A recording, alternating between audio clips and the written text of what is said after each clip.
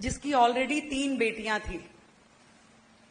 परिवार में जब अगली बार उसका डिलीवरी टाइम आया तो परिवार ने कह दिया कि भाई इस बार बेटी नहीं होनी चाहिए, अगर बेटी हुई तो आप समझ लीजिए तुम्हें और तुम्हारी बेटियों को घर से निकाल दिया जाएगा। वो मां बड़ी परेशान, उसने सोचा ये कोई मेरे हाथ की बात है, ये तो ईश्वर की देन है, मैं इसमें क्या कर सकती हूं। पर परिवार के लोग जो बहुत पुरानी परंपराओं को मानने वाले थे, उसी सोच को रखते थे, उन्होंने कहा नहीं हमें नहीं मालूम, बेटी हुई तो तुम जानो। और वही हुआ जिसका डर था। एक और बेटी, एक और लक्ष्मी घर आ गई। पति ने, सास ने कहा कि भाई हम तो रखेंगे नहीं, या तो तू अब जा इस घर से, ले जा अपनी चारों बेटियों को, या अपने हाथों से इसको मार डाल। बड़ी सोच में बड़ी रोई, बड़ा कल्पी,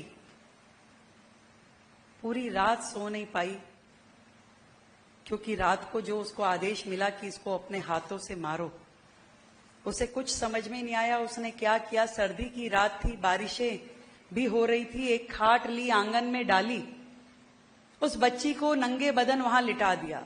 1 दिन की बच्ची नंगे बदन, भरी सर्दी में, बारिश ऊपर से आ रही हो,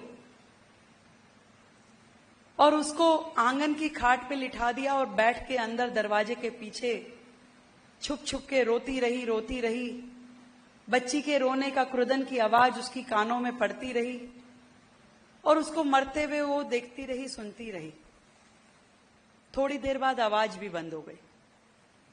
उसे लगा कि अब तो गई बच्ची। आंसू आंख में लिए सुबह उठ के वो बाहर आई और उसने देखा कि बच्ची का पूरा बदन नीला पड़ चुका था। उस बच्ची को उसने गोद से उठाया, सीने से लगाया, तो महसूस किया कि उसकी धड़कन चल रही है, और धड़कन चल रही है ये देख करके वो बेतहाशा उसको लेके भागी। और अपने मन में उसने एक विचार किया कि जब ये 1 दिन की छोटी सी बच्ची अपने जीवन के लिए संघर्ष करना नहीं थी, तो मैं एक मां होकर के इसके जीवन को बचाने के लिए संघर्ष कैसे छोड़ सकती। एक मां होकर के मैं इसका जीवन बचाने की लड़ाई मैंने कैसे छोड़ दी। तो आप समझिए कि जितनी भी ये बेटियां यहां बैठी हैं, आपकी मां ने वो सफर जरूर तय किया होगा जो बेटी बचाओ से लेके बेटी पढ़ाओ तक का था।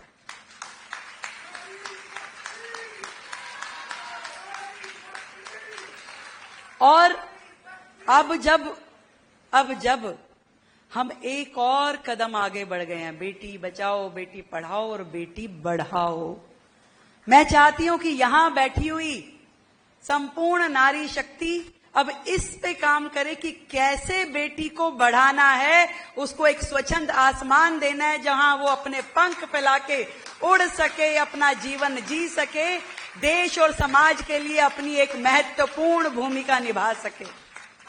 ये काम आपके और मेरे जिम्मे है। अब हमारी मां ने जो करना था वो किया। अगर मेरी मां मेरा साथ ना देती तो मैं यहां ना होती, और मैं अपनी बेटी का साथ ना दूंगी तो वो बेटी भी भविष्य में कर नहीं पाएगी कुछ। तो आज इतनी बड़ी संख्या में जो हमारी ये शक्ति यहां बैठी, ये सोच लीजिए कि जीवन में मुझे अपने लिए लड़ना नहीं छोड़ना। अब लड़ने का मतलब ये नहीं घर जाके मम्मी से लड़ने लग जाओ। अब होता है भाई, क्योंकि मम्मी या पिताजी दोनों बड़े केयरिंग होते हैं, उनको चिंता होती है कि भाई हमारी बच्ची जो है जीवन में उसको कोई दुख तकलीफ ना आए, तो वो एक्स्ट्रा केयर लेके चलते हैं। वो आपको कहेंगे ये मत करो, आप कहेंगे यहां मत जाओ, आप ऐसे मत सोचिए। आप कुछ प्रोजेक्ट लेके जाएंगे तो फिर कहेंगे 4 सवाल पूछेंगे, बाहर जा रही हो तो क्यों जाना है, आगे पढ़ना है, विदेश जाना है तो ऐसे क्या है। वो केवल आपकी चिंता कर रहे हैं।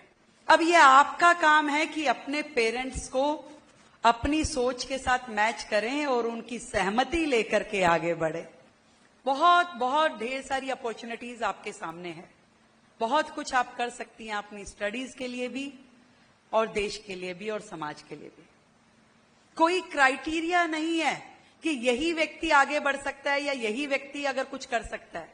जब आपने अपने मन में ठान लिया तो वो समय आ ही जाएगा जब आपका नाम भी इतिहास के पन्नों में लिखा जाएगा, आप भी उस मुकाम को पा लें।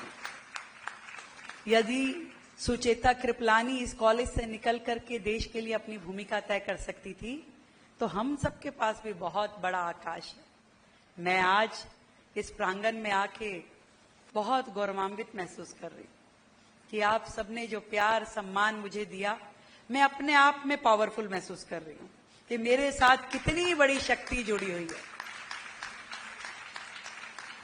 और ये वो शक्ति है जो एक बार खड़ी हो गई तो फिर कोई ताकत उसको रोकने वाली नहीं है। आप सबका साथ होगा, आप सबका विश्वास होगा और आप सबका प्रयास होगा तो ये मान लीजिए कि नरेंद्र मोदी जी जिस वुमेन डेवलपमेंट की बात करते हैं, जिस वुमेन लेड गवर्नमेंट की बात करते हैं, वो बहुत बड़ा सपना बहुत जल्द और बड़े आकार में और बड़े विजन के साथ में साकार होगा। आप सबको मेरी ओर से ढेरों ढेर बधाई, शुभकामनाएं। जीवन में सफल बने। जब मैं अलग अलग राज्यों में आऊंगी तो फिर आप मिलना मुझसे, आप बताना कि देखो हम उस दिन कॉलेज के इवेंट में आप हमारे यहाँ आई थी और हम मिले थे आपसे, और उसके बाद मैंने ये काम किया। बहुत सारी चीजें आप अपनी पढ़ाई के साथ कर सकती हैं। आप सब लोग सोशल मीडिया पे एक्टिव रहते हैं, पर मैं देखती हूँ अधिकतर लोग रील ही देखते रहते हैं।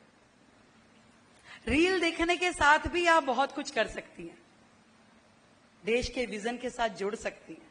छोटे से शुरू करो, बहुत बड़ा हो जाने वाला है।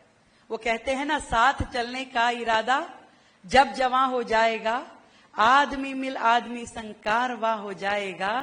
तू किसी के पांव के नीचे तो रख थोड़ी जमी, तू भी नजरों में सभी के आसमां हो जाएगा।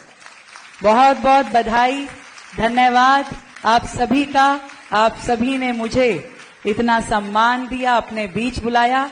और एक चीज जरूर याद रखिए कि I am always with IP college. मेरे लायक जब भी जो भी काम होगा, always be there. Thank you so much.